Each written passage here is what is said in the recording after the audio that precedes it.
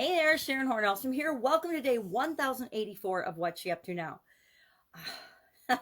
I'm just laughing today. Granddaughter's coming in a little bit, so I'm excited about that. I always love the days I get to see my granddaughter. It's fun, keeps me young, keeps me running, keeps me moving, and just keeps me lit up with respect to energy and imagination and creativity. I forget, we all, as we get older, it seems like the fun and the imagination and the creativity and the play gets kind of beat out of us with all of our regular everyday responsibilities. And so it's always a pleasure to get to hang out with the younger people, the young people that still have that sense of magic and wonder and excitement. So today, what do I want to talk about quickly? Discretion. Our idiom for supersize your business today was discretion is the greater part or the better part of valor. And discretion, of course, means acting in accordance with your own judgment, following your own judgment, your own common sense, your own core beliefs, your own sense of what's right and wrong. Quiet, Choco. Sorry, dogs. Dogs are helping me do videos today, and one's whining. Choco, come here. Come here, buddy. Come here. I'd rather have you by me than whining. Okay, sorry about that. Live video. That's what you get. What you see is what you get. So discretion is a greater part of value. I don't think I've ever used this expression. I've heard it. I don't think anyone's ever said to me, discretion is the better part of valor, Sharon. Remember that. It's great wisdom. And maybe my grandfather did when I was younger, a teenager, but I don't remember ever hearing anyone use this particular expression. Of course, it's got a big history. It's been around since, 1477 and before, because whenever it appears in writing, it of course has been something that people say. Very few things that come out of our mouths are the first time anyone's ever heard or said those things, right? Everything we say, everything we think, everything we feel has been a culmination of all the experiences that we've had.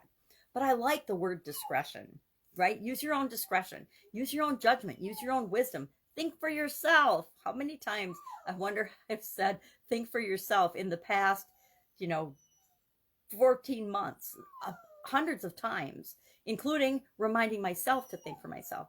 Discretion in our actions, our choices, the things we decide to say, the things we decide to do, it's always up to us. It's always at our discretion. And of course, valor means great bravery. Valor, be valiant, be brave, stand up for what you believe in a courageous way. So discretion, using your discretion in a courageous way is what it means to me. It isn't necessarily what it means and how it's been used in the past. Sometimes it means, it's better to avoid danger than to get in a situation than to confront it. I don't necessarily agree with that. It totally depends on your discretion. How important is the situation to you? How important is it that you get involved in the situation? I think of this often when I'm scrolling through social media or just when I'm on social media these days. Do I need to say anything? Should I say anything? And sometimes I lose my better judgment and I comment or I say things because people's behavior is just so outrageous sometimes. And I think sometimes we don't know that we're behaving in an outrageous way. We don't know that the things that we're saying and doing, although we think, and everybody does what they think is best for them at the time. But sometimes we don't even know that we're behaving in an outrageous, outlandish, and foolish way that we think we're standing up for what we believe in, but we're just making ourselves look foolish. And I, like every other human being, have fallen prey to that. Sometimes I comment on things and say things, and I'm like, why did I even bother commenting on that? Why did I even bother reading that? I think one of the things that has saved me the most in this past year with COVID-19 and all the politics and all the nonsense is when I stay off of it. I just stay away from all of it. But like everybody else, it's like a big vacuum. Sometimes the drama just sucks you in, it pulls you in, it reels you in like a fishing rod, and you just end up finding yourself commenting or doing something and you're like, oh, dang it, I fell into that trap again. And so many of us are doing that these days. So many of us are being sucked into the vortex of negativity, and it doesn't feel good. I don't know about you, but it does not feel good to me. So I found that if I do a couple things, it really helps. Number one, I stay off social media first thing in the morning. I get up, I do my morning routine, and all media. I mean, I don't remember the last time I ever had a television on in the morning. It was probably in the 1980s.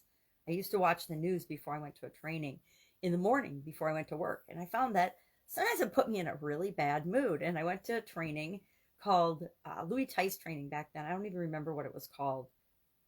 I don't remember what it was called, but we all called it Louis Tice training.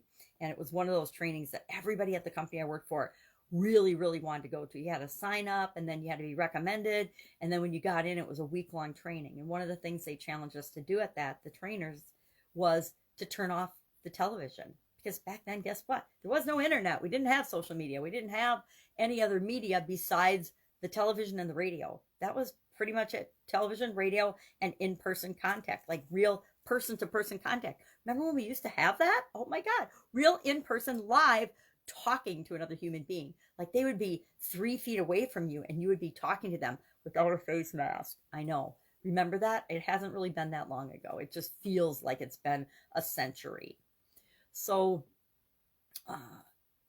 sometimes we get carried away, especially when we're not in person. It's really easy. There's like this veil or this protected shield we think that is created when we comment, especially on the internet. It's just mind-boggling. In social media, there's just been this whole belief that I can say and do anything I want, and the cool thing about that is we show everyone in the world who we really are when we do that. And guess what? So does everybody else. So if somebody's a jerk on social media, guess what? We absolutely positively know that they are a jerk in real life. They just are. Unless they just haven't, their evil side comes out when they're on social media, but they're not like that. They don't ever let that come out in real life. I don't know.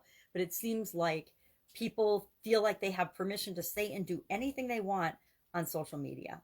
And it's things, I remember when email first became a thing in corporate America. I was still in corporate America when email came out. And people would say things in email that they would never, ever, ever say to your face. And I never understood that phenomenon. I guess it's human phenomenon, but I didn't understand it because I'm like, you wouldn't come into my office and say this to my face. So why would you send it in an email copying everyone else in the office? That's absolutely ridiculous. And you might think that you're getting me and attacking me, but it just shows everybody exactly who you are. Now, guess what? Everybody isn't that emotionally and socially evolved that they get that. But those that do really get it and they really see it, and you just kind of shake your head. I'll admit, it probably wasn't until I was 50 that I realized that everything I do, everything I say, the way I act is all about me, and it's showing the world who I am. It isn't ever having the impact and the effect that I think I want it to.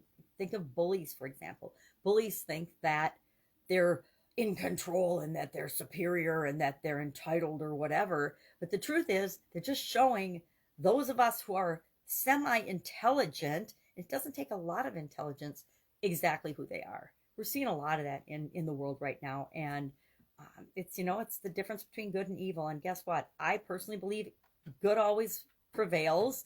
And so do we have dark times? Do we have times when it feels like this is hitting the fan? Absolutely. But guess what?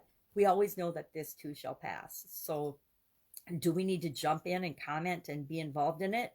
It depends. It depends at which point our discretion and our valor reminds us that we need to be part of the solution. And sometimes we need to jump in and be part of the solution. And other times we need to use our discretion and hold off and wait and choose our battles. I believe in choosing my battles. And sometimes I forget, like everybody else, we get sucked in and we forget that every battle isn't that important. Sometimes it's okay to just let certain things go and realize that it doesn't matter. To be honest, people commenting on social media has absolutely positively zero impact on your life. I know it's hard to believe, but it really does. It's how we respond to it that matters. It's how everything in life is. It's how we respond to everything that really, really matters. So that, of course, was our Supersize Your Business idiom for today.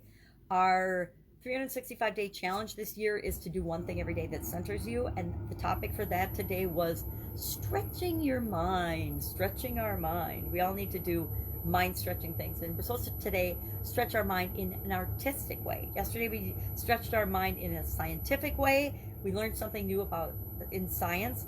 And I actually did an exercise, and it happened to be a mind-stretching exercise as well, on 25 reasons why I want a certain goal or objective, or why I want a certain thing. We had to do 25 reasons why. We had to list 25 reasons why. So I did it for 2 things. So that was how I stretched my mind scientifically, because there's scientific information that says the more reasons why you have for doing something, the more likely you are to actually achieve that goal, complete that task, do that thing, become that thing, whatever. So that was yesterday's. Today's is stretching my mind artistically. So somehow I'm going to have to find something artistic. And I think we might be going to an exhibit at the zoo tonight. So that would be an artistic display of giant animals that they've created. It's a really cool thing that we might all be going through. It's a drive-through thing because of COVID-19. So it's really creative. It's really fun. It's very artistic. It will definitely stretch my mind and imagination. So that's it. Those are the challenge things I'm working on right now. Get Up and Go challenge. I think I mentioned yesterday. I am gonna have to start it by February 1st. I'm gonna have to do another one or do something. And I'm looking at and started yesterday reviewing what's next for the Get Up and Go challenge, because it evolves every time. And so what is the next thing I want to add and do with that challenge to make it so much better, to enhance the soap framework. Remember, I've got my little bars of soap in my soap framework. What's the next thing I want to do with that? And I actually have some kind of fun and creative ideas about that, and about the whole soap framework, which I will start sharing as I actually take steps to explore them. Right now they're just still in the idea phase, but how do I take them from the idea to, and maybe we'll talk about that here, how do I go from the idea stage to actually creating it and having those appear in the real world, in my life as well as other people's lives. All right, that's all I've got today. Anything I can do to help you? I'm hanging out with my amazing granddaughter and my kids today. We're going to have a family fun day. So, not much work, but that's okay. We all need breaks in our routines. Even me. All right, have an awesome day. If I can help you in any way, ask. Otherwise, I'll be with you tomorrow.